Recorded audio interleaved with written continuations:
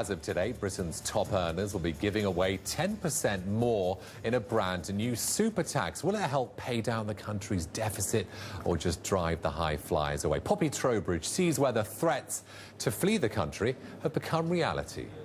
We have set out a plan to... When Alistair Darling first announced the tax hikes, bankers warned they were headed for the hills, or at least the Swiss Alps.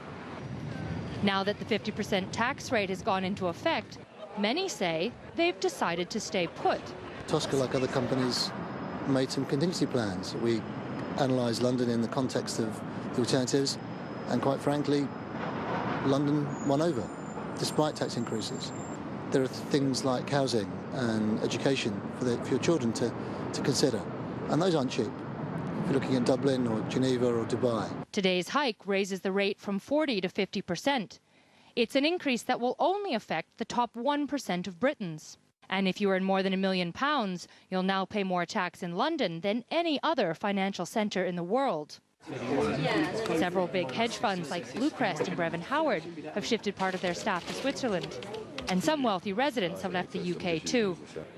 Professor Geoffrey Wood says the problem is not the few who leave, but the opportunity cost of those who won't come. In the short run, the effect will, I think, be quite modest because people develop roots here. They don't move simply for financial reasons. Longer term, people will be more reluctant to come here. And also, I think, particularly important is not so much the height of the taxes, but the fact that the tax regime is no longer seen as fixed, but changing quite erratically, and the uncertainty will deter people. These higher tax rates have now forced London into second place, behind New York as the top city for wealthy investors to live. So for now, it seems Britons are sticking around.